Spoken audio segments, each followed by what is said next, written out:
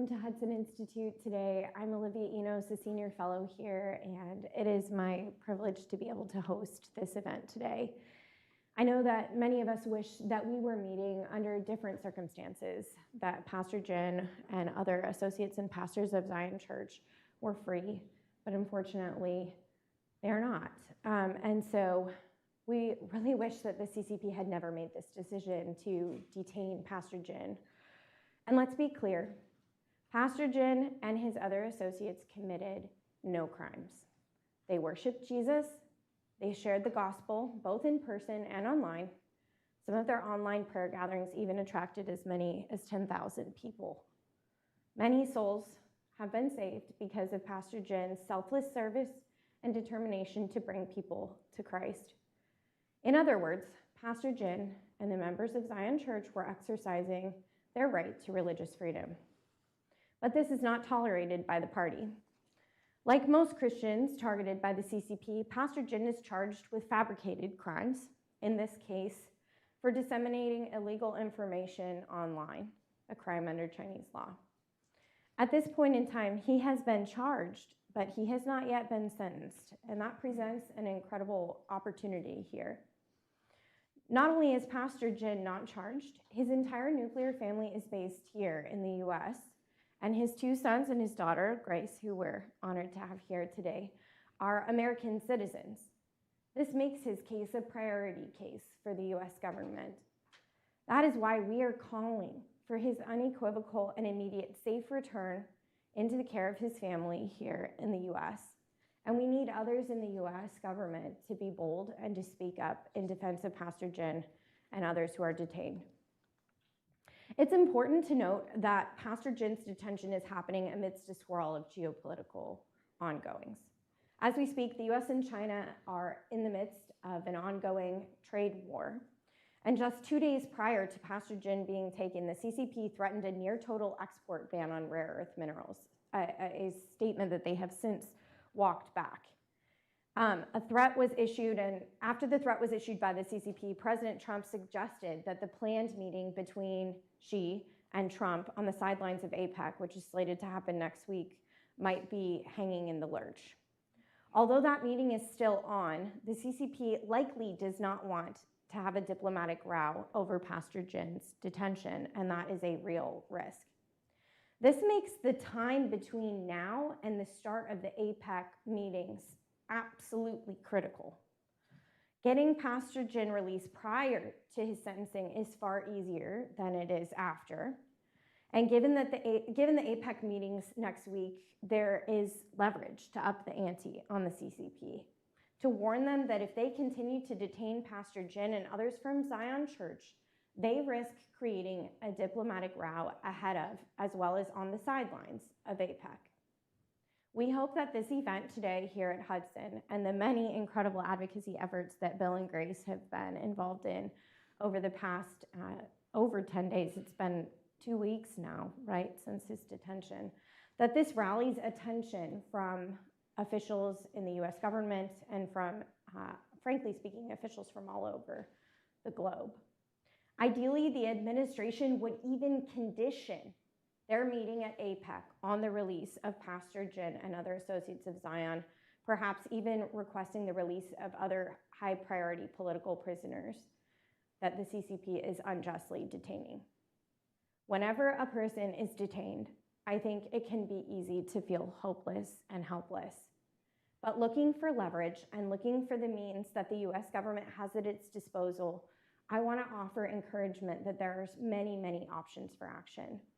I think we're already incredibly grateful for the outspokenness of the US government. The State Department has unequivocally condemned Pastor Jin's detention, and not just condemned it, but asked for his release and for his safe return to the US and to his family, which is really important.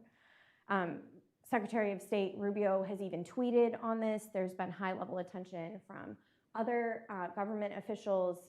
The Congressional Executive Commission on China even sent a letter just yesterday to President Trump calling for his release, as well as the release of other high-priority political prisoners.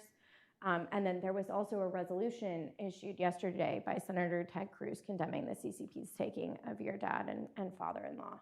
And I think for that, we're incredibly grateful. We're even going to hear from a few members who are offering their support here today.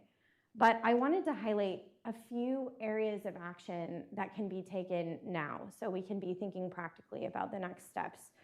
First, individuals at the highest levels of the US government must continue to call for Pastor Jin's release.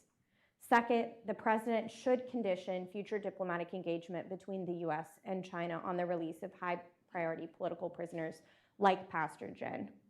Third, members of Congress should consider adopting Pastor Jin as a political prisoner, thereby committing to champion his cause at the highest levels of government. Fourth, Pastor Jin should be designated as a religious prisoner of conscience by the US Commission on International Religious Freedom, and ideally, his case should be adopted by a commissioner. And fifth, the US should consider elevating political prisoner advocacy at the highest levels of State Department by creating an Office of Political Prisoner Advocacy. Today, we're so blessed, truly, to have both Grace and Bill joining us here on the stage. As many of you know, Grace Jin Drexel is the daughter of Pastor Jin, and Bill is the son-in-law as well as my Hudson colleague. These two individuals are truly a force to be reckoned with, and are so incredibly brave. I think you guys have just truly demonstrated bravery in the face of some of the most difficult circumstances. And I think you're just greatly to be admired for that and for everything that you're doing. Your dad is so proud of you, Grace, and loves you very much. I'm looking forward to hearing from both of them about Pastor Jin's case, why he and others at Zion Church matter for U.S. foreign policy, and what the U.S. can do to ensure Pastor Jin's freedom. But before we turn to them, we are so grateful because so many in Congress are standing up and speaking out on behalf of Pastor Jin, and we're really blessed to be able to hear from some of those folks today, including in person. So I'm going to invite Piero Tozzi to come up. He's from the Congressional Executive Commission on China, and he's going to be offering a statement of support from Representative Chris Smith. So thank you, Piero. Sure. Well, thank you, Olivia, and thank you all for being here, and of course, Grace and Bill. Mr. Smith unfortunately could not be here, but he did ask that I read a statement from him, and then I'll just add a few words since, Grace, you know, you're so close to my heart as well. This is, again, speaking for Mr. Smith. I was sickened but not surprised to learn that the other week the Chinese Communist Party launched its largest crackdown on Protestant house church movement in decades, rounding up dozens of faithful Christian pastors and members of Beijing Zion Church merely for practicing their faith.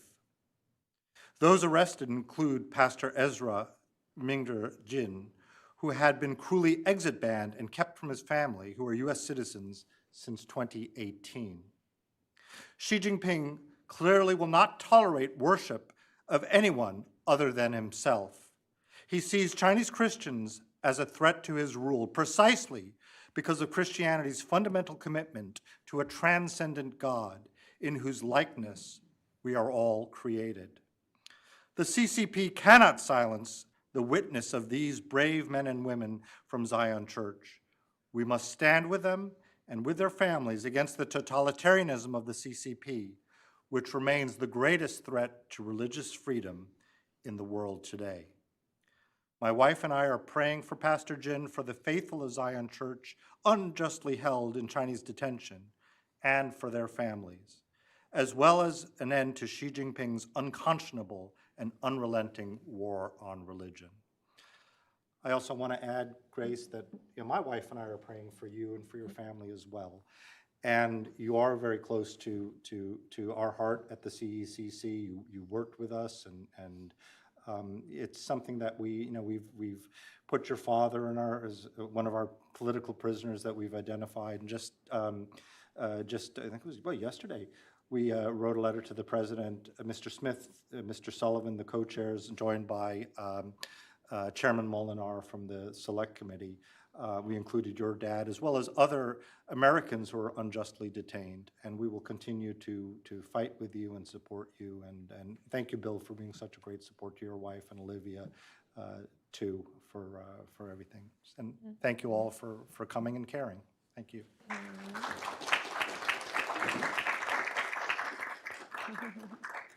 Well, thank you so much, Piero, and thank you to Representative Smith and all the work of the CECC to elevate this case and for so much of the work that you do on human rights issues in China generally. We now have several video statements of support from senators and representatives that we are just really honored to have. It's wonderful that they're willing to speak so publicly about this. So first we're going to hear from Senator Ted Cruz, and then we're going to hear statements from Representative Molinar, Representative Kim, and Representative McGovern. And it is so wonderful to have bipartisan support for your dad's case. I think people realize how important this is. So I'm going to turn it now over to start Senator Cruz's video. Thousands of years, Christians around the world have faced persecution.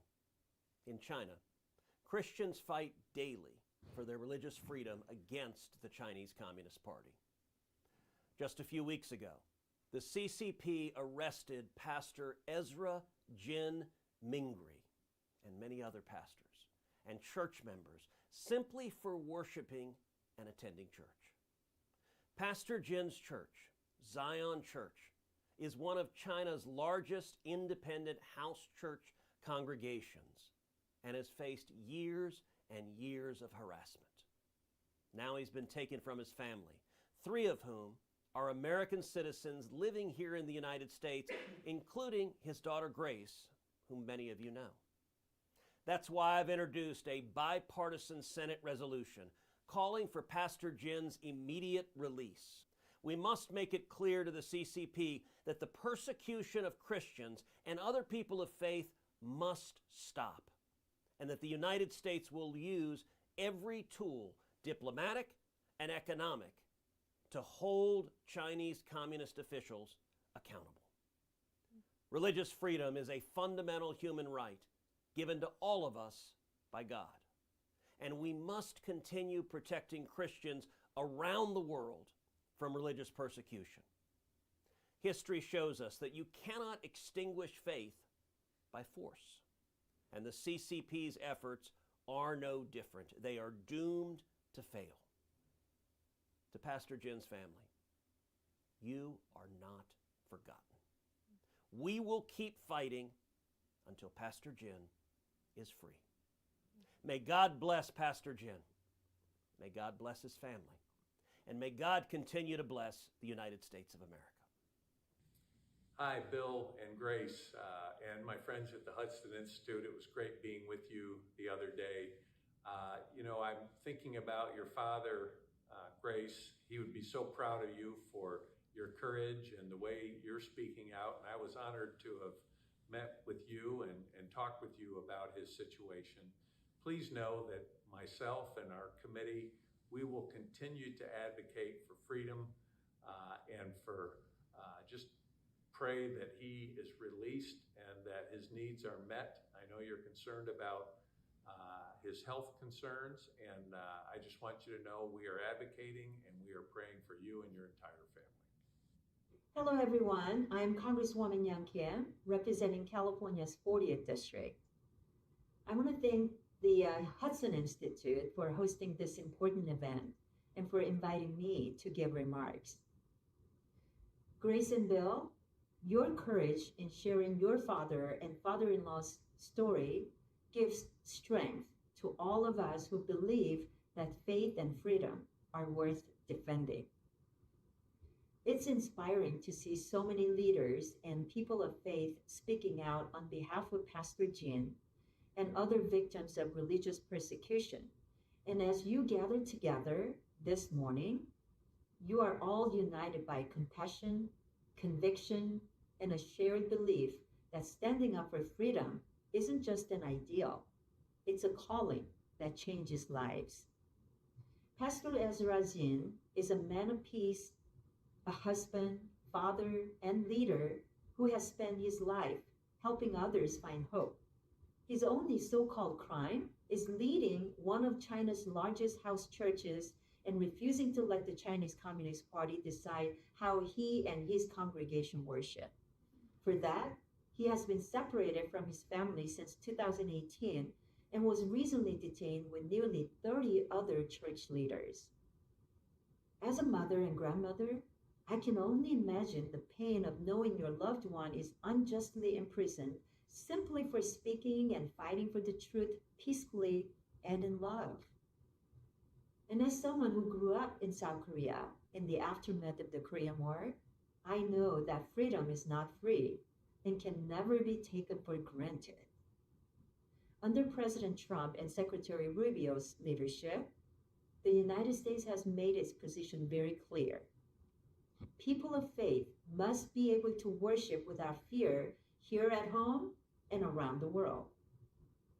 I will continue working across the aisle through every diplomatic and humanitarian channel available to fight for Pastor Jin's release.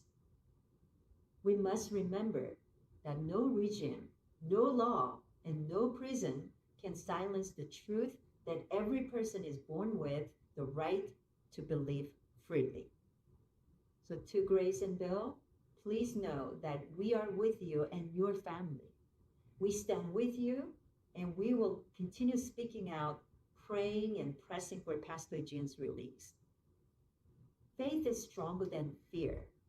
Together, Americans and freedom-loving people everywhere will keep working to hold authoritarian regimes accountable and build a freer and safer world for our children, grandchildren, and future generations. Thank you. I want to thank the Hudson Institute for hosting this event on Pastor Ezra Jin.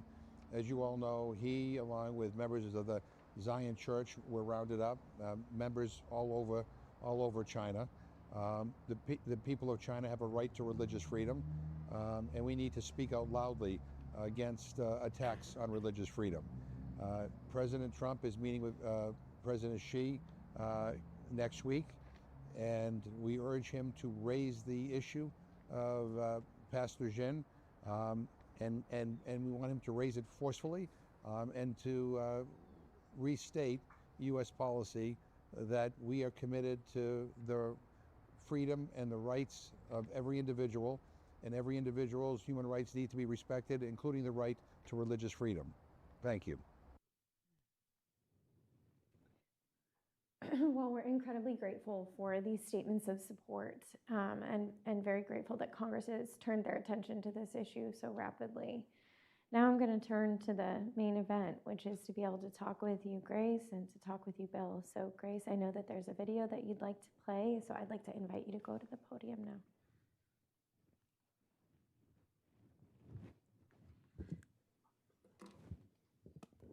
Thank you so much for everyone for being here. I see so many friends seated. I was joking that kind of feels like a Christmas party, but obviously in a very different mood. But very grateful for all the support that we've been getting from this administration, from members of Congress on both sides of the aisle, and we're extremely, extremely grateful, and thank you for you all being here and paying attention to my father. My father started Zion Church in 2007, and it has grown to become one of the largest churches in Beijing until it was shut down in 2018. And around then, we were hosting up to 1,500 members each week. And when it shut down, the Lord has really used even the persecution itself and helped Zion actually, instead of dwindling, grow to become a national church, now reaching up to 10,000 people daily.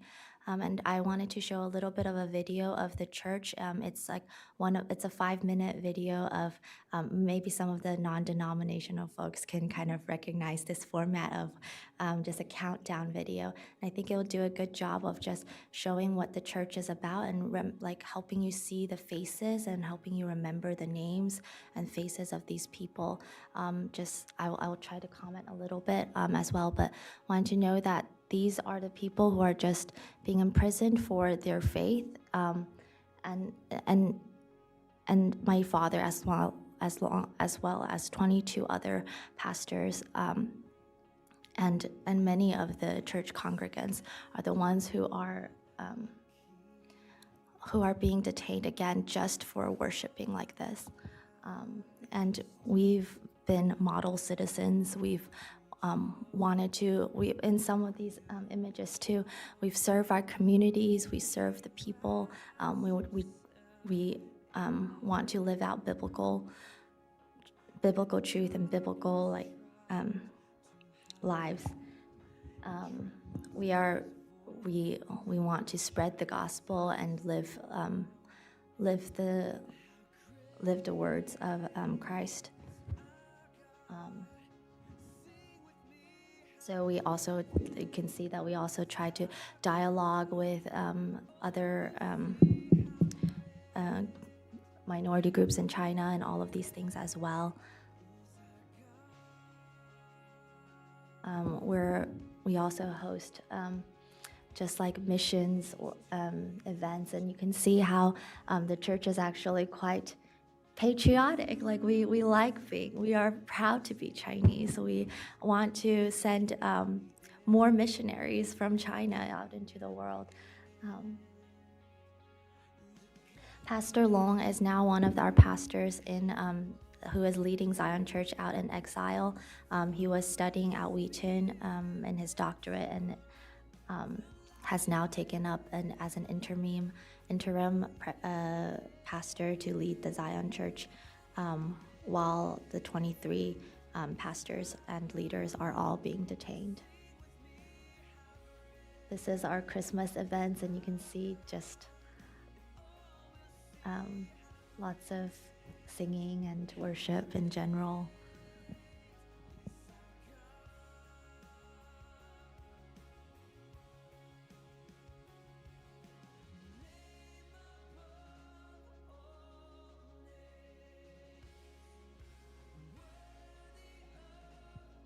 Yeah.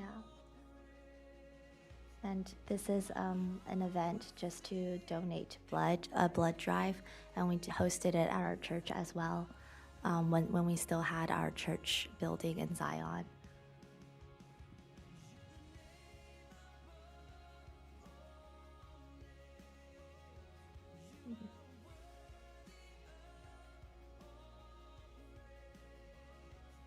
This was the 2018 shutdown. You can see that the police really took control of the whole building, and this is one of our ministers who was taking a photo with the police guard these were some of the pictures of those that were detained and people praying for them in front of the detention center.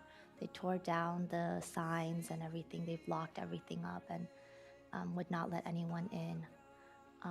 And at the same time though, I think my father was always just an optimistic in the Lord that he will be able to use any of the situations. So even in those times, he trusted the Lord.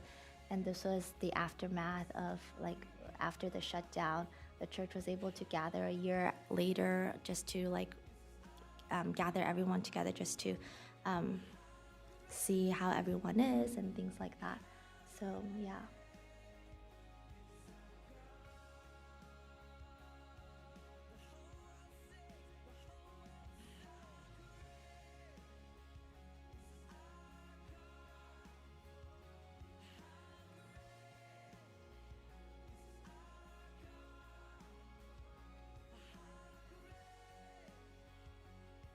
Yeah, ultimately, yes, again, I just wanted to show this video so that you remember these people, remember their names. Please speak out on Zion. And my father, Pastor Jin Mingri, Ezra Jin. And yes, thank you so much.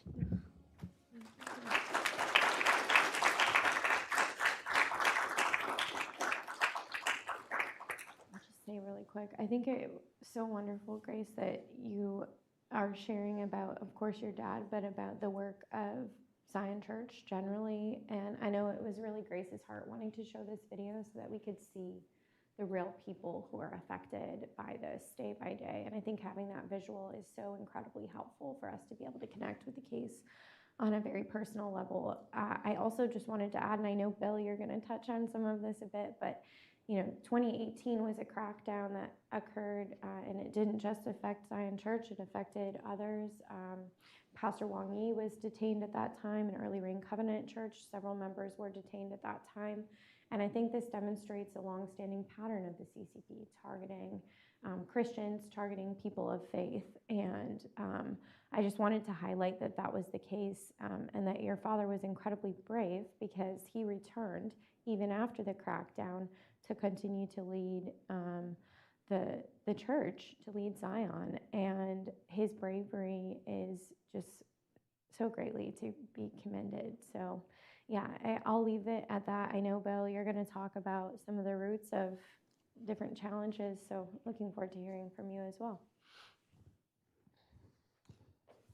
Thank you, Olivia, and thank you, Hudson. I just want to say that up front that Hudson's been incredibly supportive since day one. We've been so thankful for everything Hudson's been doing, everything Olivia's been doing, Michael as well in the audience, and so many others at so many levels. Yeah, I want to zoom out and talk about that pattern. So we can talk about, to use a Chinese word, historical dialectic. So I want to discuss why is there this pattern, and what does it look like between China kind of having these crackdowns, and then the church, how it responds, and why it's ultimately counterproductive even for the CCP's own goals. I also just want to preface that actually most people don't realize this, but in some ways, my relationship with Grace's father actually predates my relationship with Grace. So in 2018, I was in grad school at Tsinghua University doing this Schwarzman scholarship.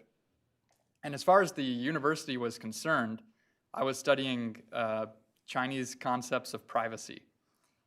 In actual fact, I was trying to study Chinese state surveillance of religious minorities. Most of that was spent on urban Protestants, but also I spent a considerable amount of time working on the Uyghur issue, which was also really kicking off in the public media a lot at that time.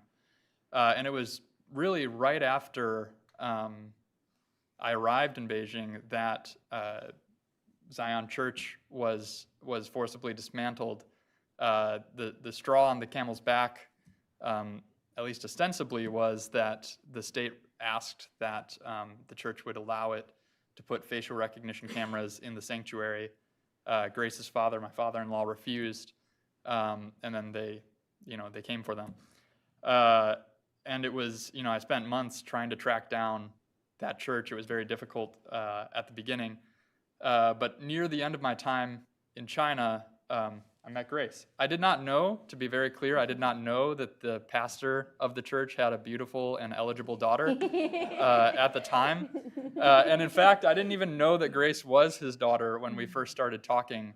And we hit it off, and just goes to show that sometimes your graduate school work becomes very personal. So what I'm about to say kind of blends the research that I did way back then, 7 years ago, and everything I've learned up until now. But my sense is there are a lot of reasons why the Chinese Communist Party does this to churches, and I'll say that this is more specific to the underground church in particular. There's a lot of really brutal, really vicious religious repression across China to many groups. I'm focused more on this at the moment, but I think there are three kind of main reasons. The first one is that the Chinese state, the communist government, hates any kind of civil society network. So Sun Yat-sen once said that the Chinese nation is like a great heap of sand, millions of grains completely disconnected from one another. And to a degree, that's, at least in the way that the CCP treats it, that's by design. They want society to be isolated, broken down, uniform, and therefore easily rulable. So anytime they see the sand, to extend the metaphor, getting clumpy, they want to crush it. Again, they just want this uniform, unassociated, easily rulable unpackable millions of grains of sand that they can rule over. And so as a result, the church in China has grown considerably, and it continues to grow. And they see these structures, these civil society structures, outside of state control, and it makes them nervous. Just to take another example, if we go way back, there's a book of Chinese statecraft called I believe it's the Book of Lord Sheng from the 4th century BC. And he has this adage. He says, when society is weak, the state is strong. And when society is strong, the state is weak. Therefore, the government that follows the way works to make society weak. Now, to be very clear, I think Hong Kong and Taiwan have shown that democracy absolutely flourishes in a Chinese context. But in terms of the traditions of governance that the CCP draws upon, it is that tradition.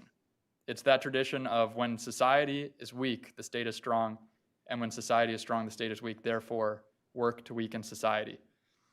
And so to the extent that underground churches represent a civil society, intrinsically they see that as an issue. The second reason, which kind of stems from the first, is that they see what happened, especially in Poland and other places in the Soviet Union, in terms of the role of the church acting as a vehicle for public discontent. And so they're very concerned about particularly any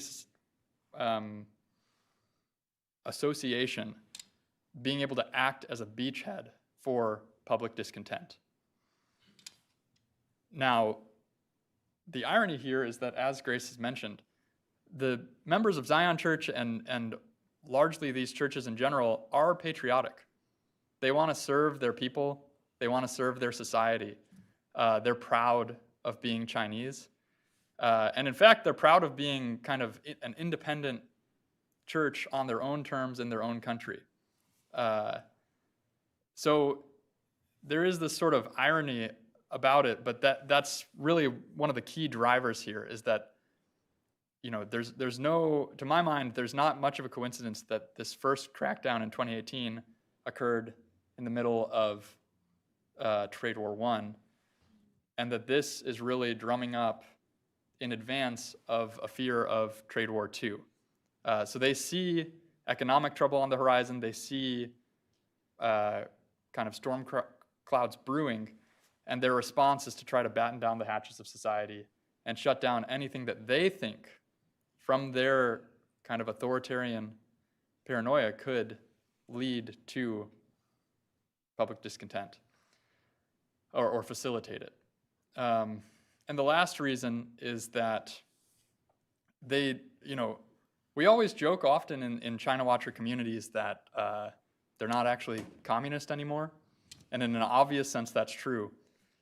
But they do care about the ideology, and especially it seems to be the case that Xi Jinping cares about ideology.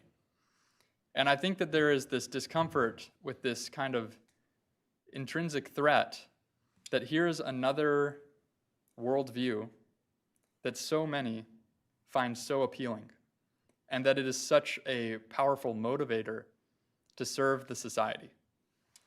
So to take one example, there was an earthquake in, I think, 2008 in Sichuan, and it was the underground churches that were there, in many cases, first, in greatest force, to serve the community before the state. And this was deeply offensive to an authoritarian government that has this ideology that they want to be a unifying force for their people. So they feel threatened, and they're concerned about groups that bring people together in tight-knit community to value truth, to value character, to value service, that are outside of the official party line.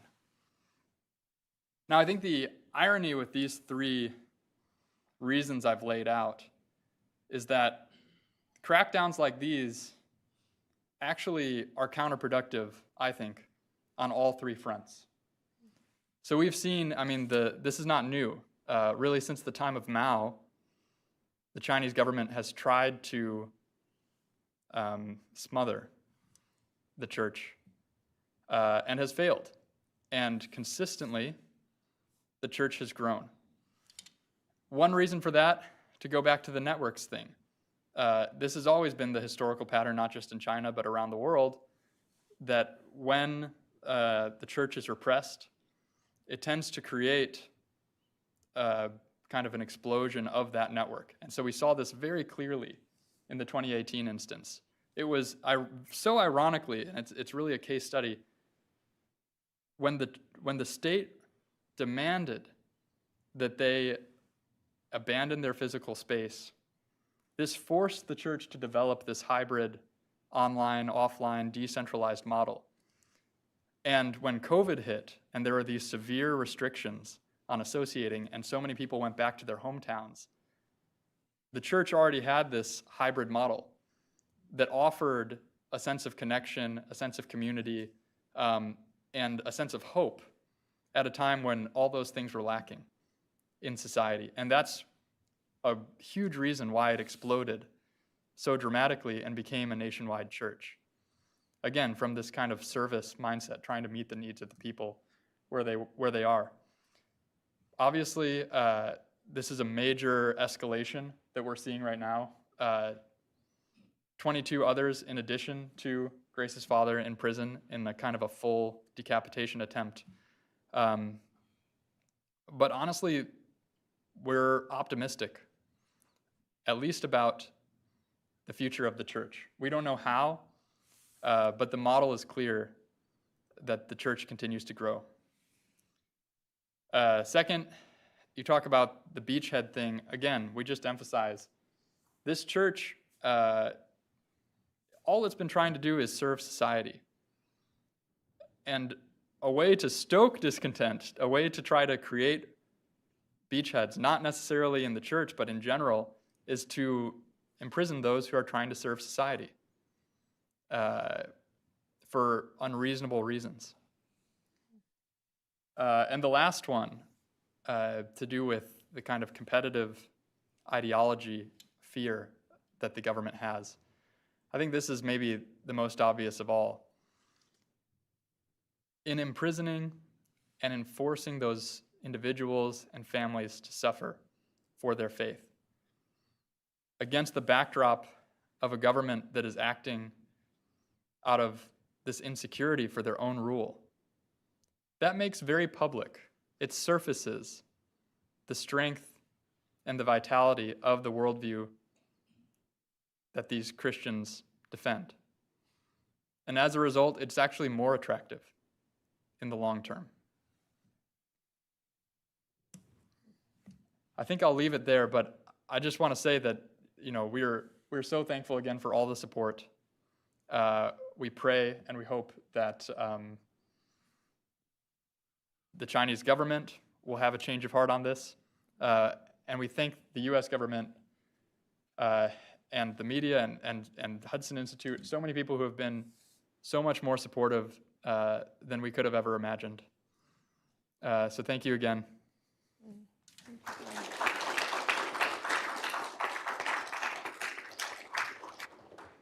Well, thank you for that really kind of comprehensive overview of some of the drivers of the CCP's actions. I was really struck when you were mentioning, how in the Soviet and post-Soviet context, so much of the movements against communist leaders were very peaceful, faith-led movements, and the CCP, yes, does see that type of a movement as a threat.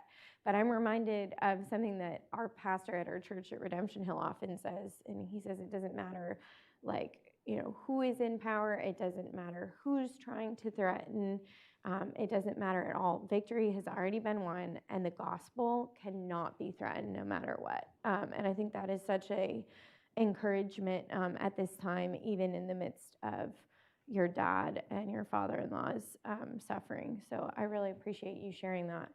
I'm going to take moderator's prerogative. I was originally going to only ask one question, but I've thought of a second one that I also want to ask.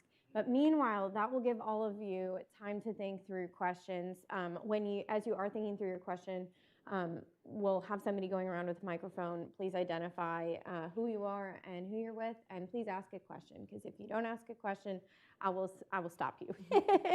No dialogues. My first question, though, to you, Bill, and to you, Grace, is if there was one thing that the U.S. government, whether it's the executive branch or Congress, could be doing today to help get your father free, what would that be, and why?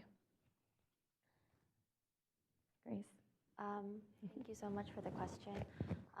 What we've seen just repeatedly through other cases and even just seeing this case is that the more you are forgotten, the actual worse treatment that you get in China.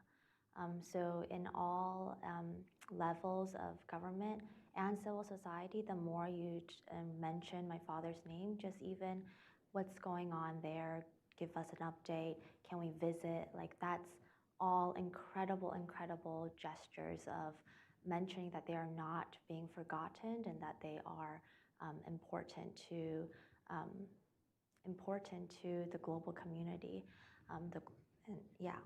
So that's something that, I love that. Yeah, and Bill? Yeah, I'd just add to that. I think we were so grateful, and it was an incredible boost that Secretary Rubio came out publicly to support my father-in-law so quickly. The best thing we can do is keep that up. If there could be a signal from either the vice president or the president, that would go a very long way. And the other thing we're really hoping for is that the case of these 23 imprisoned Zion Church members would be a precondition of the coming talks, that it would be a serious ask that the Chinese government can't take people hostage like this in advance of trade talks. Yeah. I mean, I think it's also just a really good reminder to our audience members that it is a privilege for heads of state to meet. So Xi and Trump meeting is not a given. And so I think it's very reasonable to have preconditions and to ask for signs of good faith from Xi and from the CCP. And I think given that they have created this diplomatic incident, calling them on the carpet for it both prior to and, if the meeting does go forward in the midst of, will be incredibly important. I wanted to ask one other question, and it's a little bit more of a personal one. I'm looking around this room, and so many of the folks that are in this room are personal friends, I think, of all of ours. How can we personally be supporting you guys in the midst of this time? Because this is not an easy circumstance to be in. Thank you so much for that question too, and I just wanted to also use this opportunity to personally thank all those that have helped and those who have been our advocates regardless of whether we knew or not. We were having calls with people and they were saying, yes, 3 people have called us on this issue. We're like, we don't even know who those 3 people are, but just so thankful for the community here. Immediately after we had a meal train in our neighborhood, and all of these things. I've been living in a daze for the last 2 weeks, and I've not taken my kid to school since last Friday, and a neighbor has stepped up and has driven my kid to school every day, and all of these things are just very, very thankful for everyone's support. And it really, truly does take a village, and again, just so thankful that everyone has been so supportive of us, and in a very difficult time for our family, that I know that we're not doing this alone, and so thank you. Yeah, I'll just add too that, it's kind of the opposite of that quote I shared about when society is weak, the state is strong. Our tradition is that when society is strong, the state is strong, we're all stronger together. And I think the response to what we've been going through has been a real case in point. Our society is very lumpy in the best of ways. Our church immediately came to our aid our neighbor, I mean, we got a call from a neighbor we hadn't talked to in like half a year, and he calls and says, and I guess I didn't even know he had these connections, but he said, I called this person, I called this person, I called this person.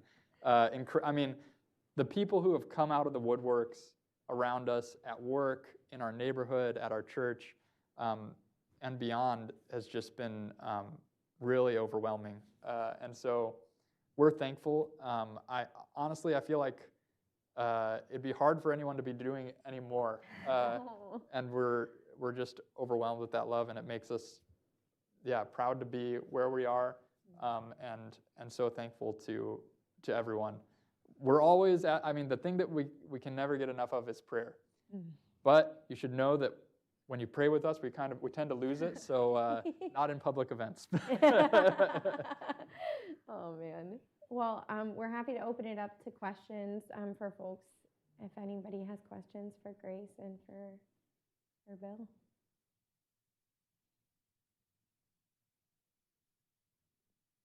Anybody? Oh, yes. Henry.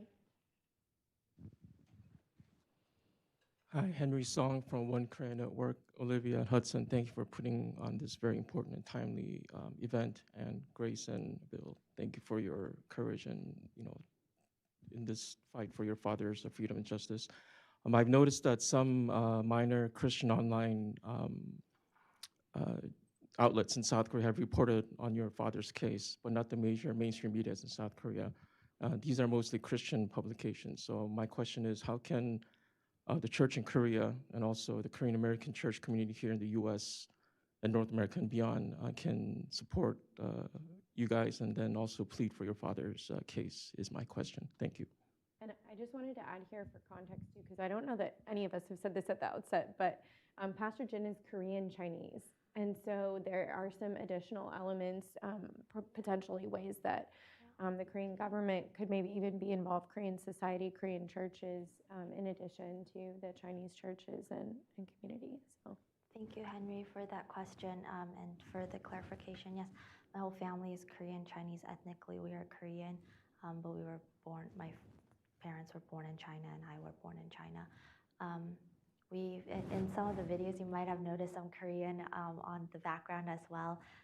We always had a Korean service. My father started as a Korean minister in a 3-self church, like that's a government sanctioned church. And that also goes to show that he knows what a government sanctioned church is like and how difficult it is to actually truly minister to people there. That it is really a church in captivity, and I'm happy to go more into it in the future. But I think in terms of community, we ask and pray for the global church to pray with us. But especially because we have the Korean connection, we do just hope and pray that the churches in Korea don't forget about us, and especially like we are like your fellow Koreans in China. Like don't forget those. Several of other pastors that are in Zion Church are also Korean Chinese. So just don't forget us, that we are all worshiping the same God ultimately, and God doesn't see borders. At the same time, there is something that connects us that is deeper. And so we hope that there will be more attention on us during this time, especially. We know that the APEC Summit is going to be hosted in South Korea. And so for the Korean churches to raise up in prayer, as we know the Korean churches are really good at praying, so we really ask for really strong prayers from Korean churches. Thank you. Bill, did you want to add anything? Or? Well, the only thing I'll add, there's a huge role for Korea here, given that the kind of Korean ethnic angle. But also, the other thing we've been saying is, even beyond Korea, it's a global church issue. One thing I've noticed is that, China is trying to lead the global South with its Belt and Road Initiative and BRICS. And it hasn't seemed to occur to them yet that a lot of these countries that they really want to have these improved relations with are very Christian. And even within the same kind of theological school of Zion Church. So we're really calling on churches across the global south to join with us in solidarity as well, and to make clear that the shared future for mankind that China is trying to promote to these countries can't include criminalization of faith and conscience. That's great. Tom, I think I saw your hand over here. Hi, Tom Dusterberg, also here at Hudson. I have a related question to the last one.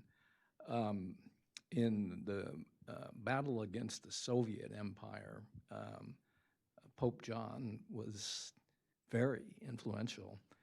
And we're here in Washington, we think about getting political leaders to weigh in on these things. But other faith traditions besides Protestantism could be a help, I think.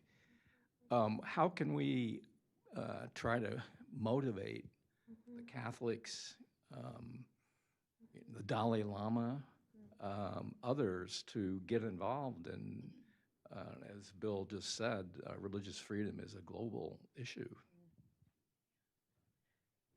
Well, I'm happy to just weigh in here. I mean, I think one of the things that's very rewarding about doing the work in the China space in general is how the movement often cross-pollinates, how we're able to stand hand in hand with other Hong Kongers, many of whom are Catholic, like Jimmy Lai, for example, is detained. And then you've got Uyghurs, you've got Gulshan Abbas or Ilham Tohti and others who are detained, and other Christians who are detained. And so, Tom, maybe you're giving us an idea for another event here at Hudson where we can all kind of stand in solidarity and to press for this. But I think there are so many ways and communities and individuals that we should be thinking about engaging who share common cause, because the CCP just views religion of any sort as a threat. And so that means that regardless of faith tradition, people should feel very confident in taking a stand against Pastor Jin's detention, whether it's a shared faith or coming from another faith community. Did you all want to add? I just wanted to add that I also agree that ultimately I think that this is all a common tactic of just trying to control your ideology, control God in some sense. And for Christians, we see this as not a new thing. It was like in the Old Testament, Pharaoh. In the Old Testament, like king of Babylon. In the New Testament, and we see the early church, Rome. Like these are again and again leaders who think they are God. They can put God in its place under them. That is not what the true church, a true Christian believes. We believe that Christ is the center and Christ is the head of church. And that's all that we want. And I really urge the global church, other faith leaders as well, to recognize that that is what we are striving and asking for, to put Christ in the center of our churches, and let Christ be the lead alone, and not Christ being the center as long as C gets approval. And that's the model of the state-sanctioned churches that they want to put you under, with other faith as well. And we want to urge everyone to recognize that and to stand with those that are persecuted solely for their freedom to believe in Christ or believe in whatever religion. Yeah. And I think I'd also like to add, I love this question because you're right that, in the Soviet era, this was a major factor. What's been interesting to me is it feels to me like the structures we have to kind of address these issues, in many cases, are actually stuck in the Soviet era. The CCP's playbook has evolved tremendously. One thing that's quite different, at least in degree, from the Soviet era, is that transnational repression from Beijing is very real. It's very, honestly, it's pretty effective. They've been very effective at trying to get, at flipping people, at intimidating people, at sowing distrust, not only between these communities, but also within them. And their campaign to do that has been very concerted. It's very robust. And as I say, my sense is that we actually haven't caught up to how severe that challenge is. We've seen in the last few months, some major changes on that ecosystem. And I think we can't leave it there. We really need to focus, and cases like these drive up the need for this focus on creating institutions that are built for purpose. And the purpose is addressing this transnational repression that Beijing thinks it can get away with on our shores. Bill is mentioning this because my mom and I had also recently been harassed by the Chinese government already, and it's only been 2 weeks since we've started to be more open about this situation. My mother had received a long call with a police in Xiamen, and initially posing as a real U.S. government official. And so that has shaken us a bit internally, but we know that ultimately we cannot stand down and we cannot be intimidated, because this is our family. This is my father, and this is 23 members of our church members, and they are family, and we can't let any of them be forgotten. We have to speak out for them while we can in this free world that we live in. And I'm sorry, I just wanted to put a little bit of a finer point on this. Like, transnational repression is truly the long arm of the CCP, reaching beyond its borders in order to intimidate people. And they do it in so many different ways. They do it in the ways that you were describing, Grace, that you and your mom have already experienced. We have friends of ours, Francis and Anna and others from Hong Kong, who have bounties on their head from the Hong Kong government, which we really know is the CCP.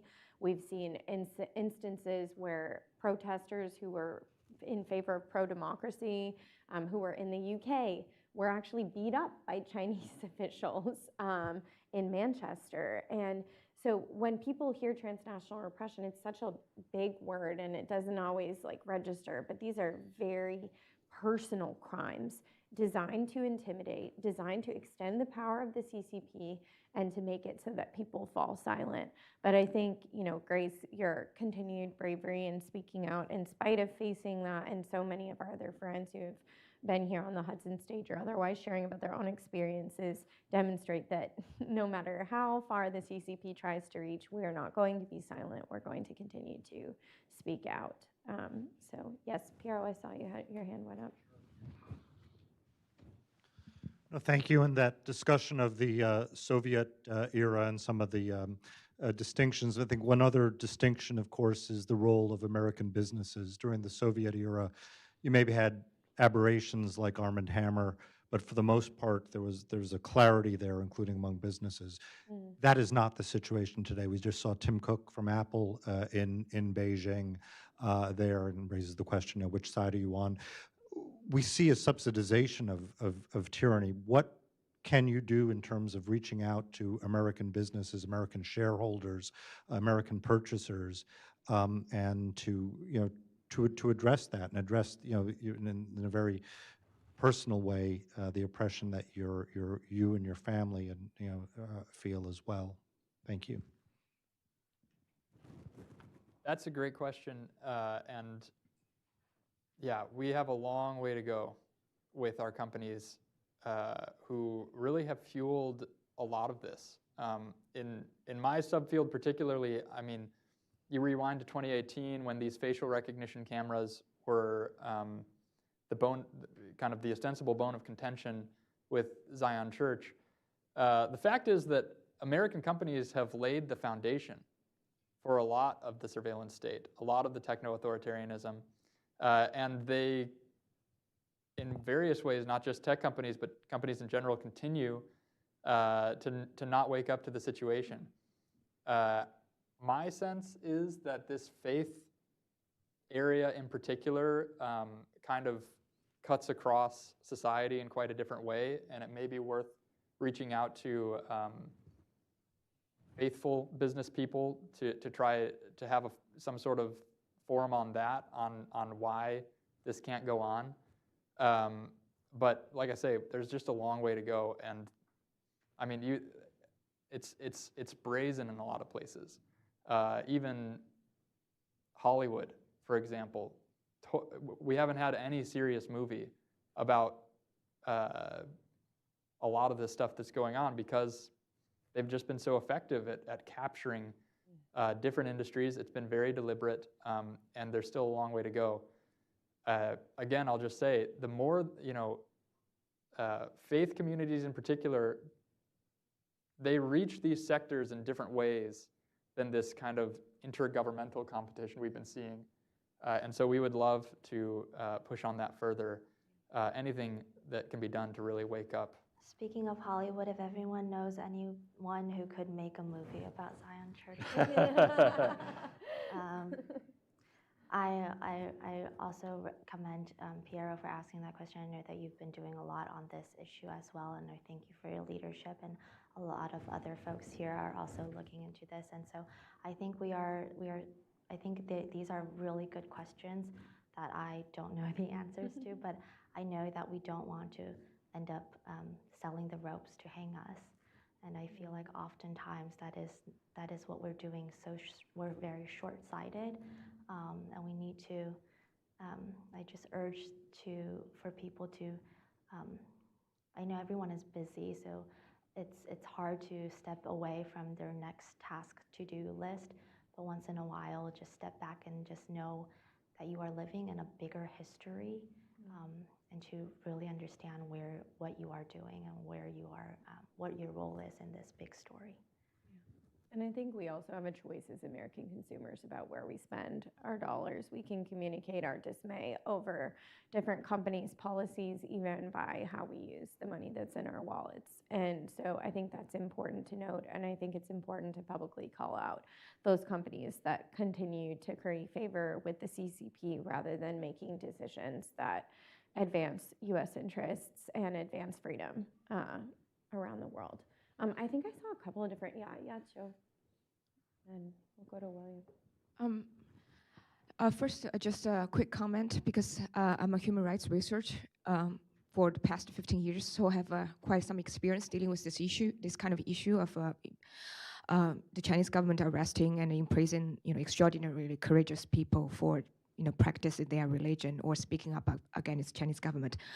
Of course, I hope your dad and other pastors to get released as soon as possible. But regardless, the hardship is meaningful in itself, because that kind of extraordinary difficulty will only inspire people. Maybe you will not see the effect immediately, but it will stay within people's heart, and it will strengthen connections, it will strengthen solidarity, and it will only make the movement more powerful. So regardless, just so you know that, whatever he is experiencing and whatever your family is experiencing, it's very meaningful. Just a quick question. I know that you wrote in the free press that you got a message from mom saying your daddy has been taken away. Had there been any indications before that this is coming? Because we all know the Chinese government has been cracking down on Christian church, the movement, for the past 15 years, even before she took power. But why is this particular time that why is it's coming to such a popular church? Yeah, thank you so much, Yacho, for that question.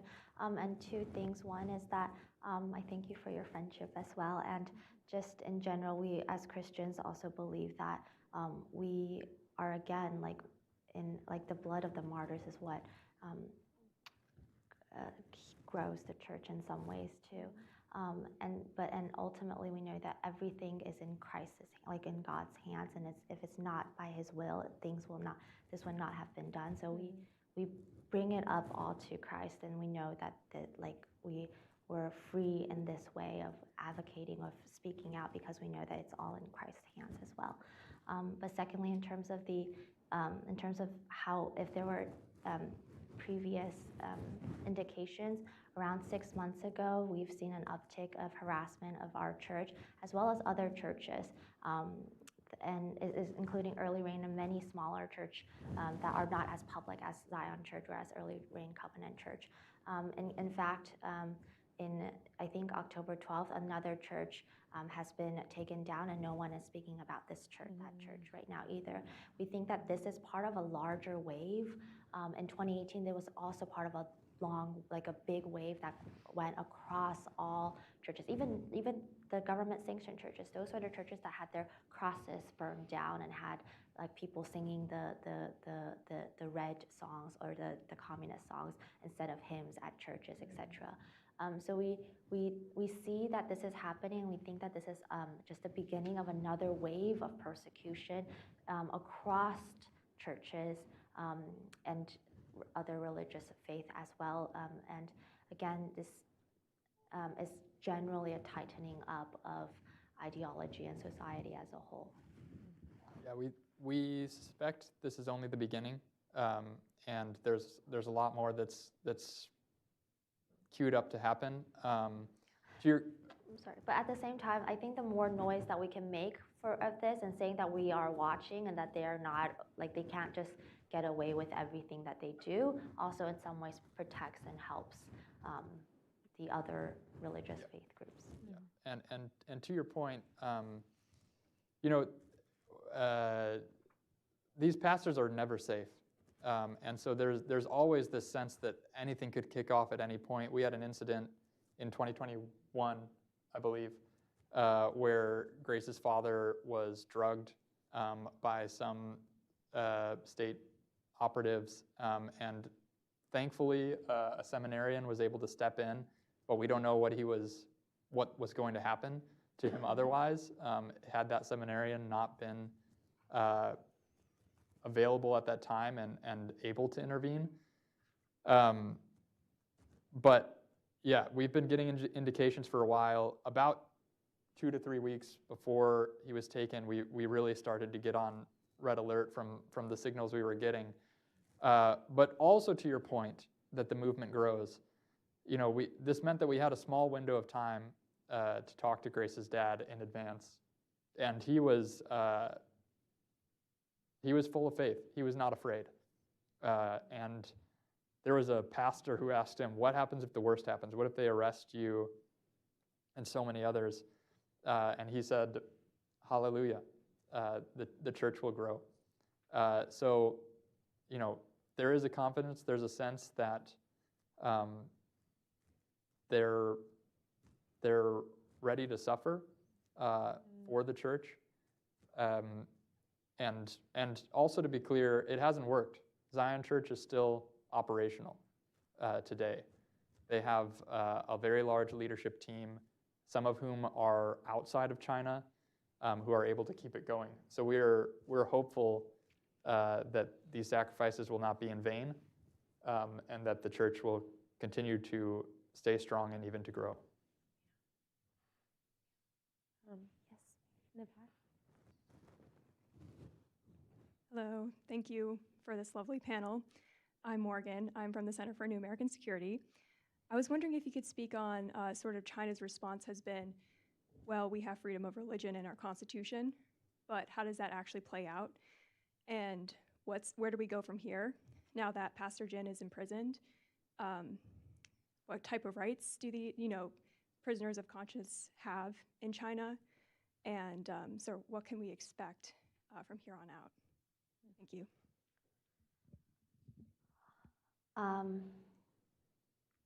I think that, again, China is really good at saying that they have, like you said, freedom of religion, but then you can only do it under their control.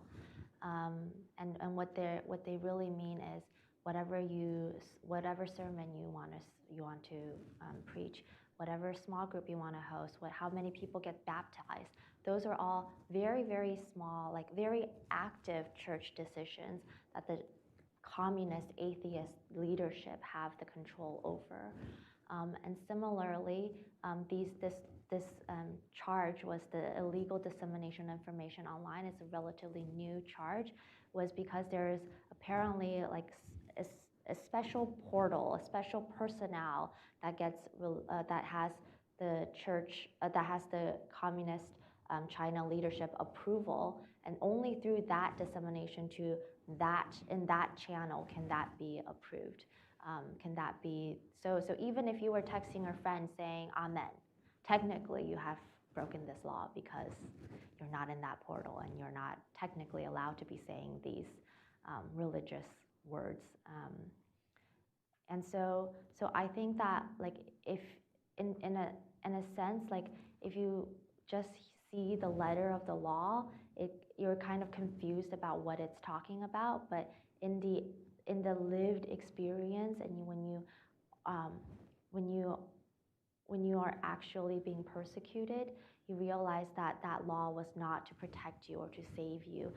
Americans registered a church for tax deductions, not so that the government can tell you what to say and not to say.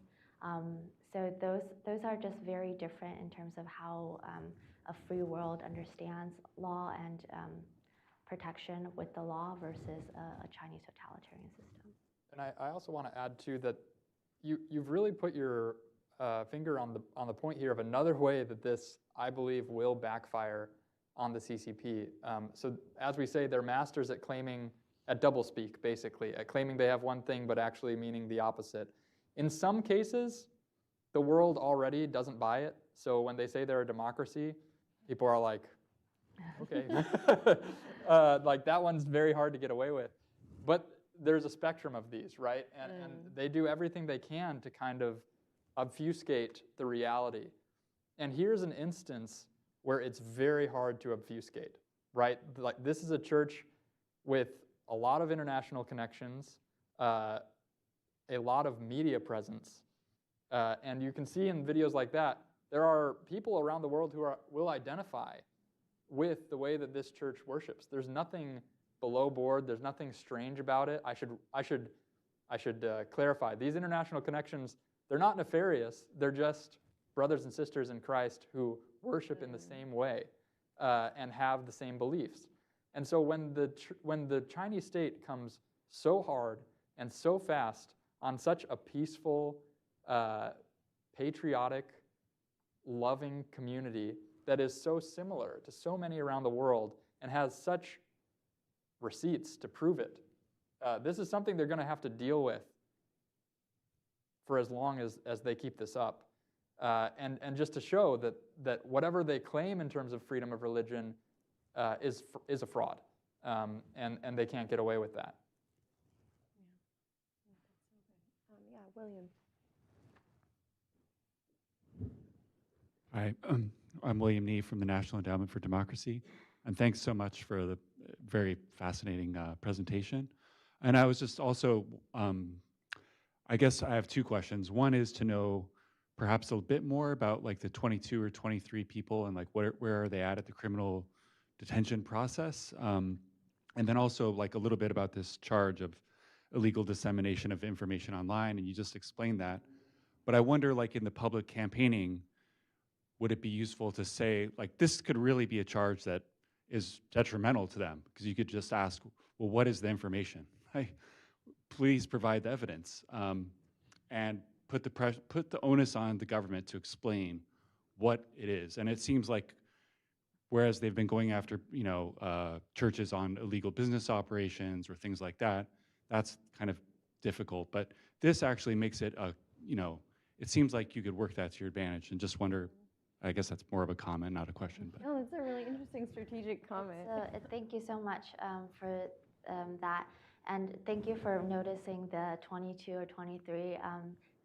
It's very important because even after the October 9, 10, 11 initial attack, they've also continued to harass and imprison other church leaders. So on October 17, another church leader, an elder from Shanghai, was disappeared for several days until we've officially also have confirmation that he is also being detained in number 1 or number 2 detention center in Beihai and Guangxi. So the 23 now detained are divided between number 1 and number 2 detention center in Beihai and Guangxi province. going to the fact of the illegal dissemination of online, I think that is a very good place to ask, and we have lawyers, thankfully, who that are like the church trusts and such, who are looking into a way to help them to look at this information. But also, we have to know that a legal battle in some ways in China, they just made this law in September, so they can just make another law like in the future too. And even with fraud and even with illegal business dealing, the reason why fraud works is that you claim to be a pastor and you say you are getting tithe from these people, but you're not officially sanctioned by the government for saying you are a pastor. So therefore, you are posing as a pastor, posing as collecting this tithing. But that's not how the historic church works. That's not how any church has ever in history. An early church have had pastors, and you don't need a stamp of approval from Rome in order to say you are a pastor, you are a leader of the church, and the church takes care of you. And that's again just legal language to weaponize Chinese legal like law to cover what they're actually doing, which has always been a religious persecution. Mm. And we should add too, they are also trying to dig into the church's financials, potentially to level a fraud charge additionally. Obviously, as Grace has just said, illegitimate, but it may come up. And incidentally, for this, in general, Zion has tried to be exemplary in terms of transparency for its finances and its organizational structure. So another way to draw out the contradiction here, but what they've been held on the basis of and what they may be charged with may not be exactly the same in the end. Okay, well, we're coming to the end of our time here, but I know this is a little bit non-traditional for a think tank event, but as I was preparing for this, there were a couple of different verses that I just wanted to share that I thought were an encouragement.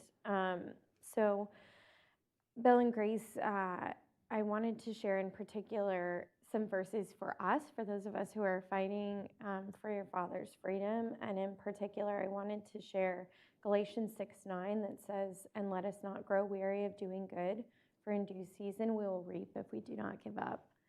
And I think it's easy, especially if Pastor Jin's detention is like prolonged, for us to lose hope or to feel a little bit discouraged. But we can't grow weary in doing good because we serve a really good God who has a heart for setting captives free, and really he would like to see your dad and others from Zion Church free.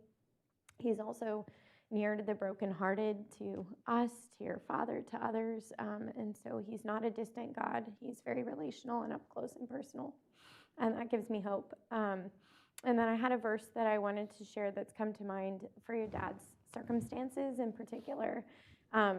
I know that the Lord has given me these verses in times of my own struggle, and they were uttered by Paul, who is an apostle of Jesus in the early days of the church in the book of Philippians. And it always struck me as incredibly brave and that he was willing to say these. But your father, a man of God's word, I'm sure is very familiar with Philippians 4:11 through 13, which says, "Not that I'm speaking of being in need, for I have learned in whatever situation I am to be content.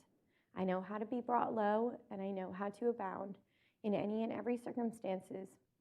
I've learned the secret of facing plenty and hunger, abundance and need, and I can do all things through Christ who strengthens me." Paul penned these words from a prison cell. And just like your dad, Grace, I know that your dad probably finds comfort and solace in that. I'm going to continue to join you in prayer. I know so many others in this room are going to join you in prayer. And we hope that your father's going to be set free so soon. But while he's behind bars, we're going to pray that, like Paul, he has contentment in all of these circumstances. And that he'll be reminded that he can do all things through Christ who strengthens him. Okay, well, thank you all for joining us today here at Hudson, and please continue to support Grace and Bill in any ways that you can. So, yeah, thank you so much.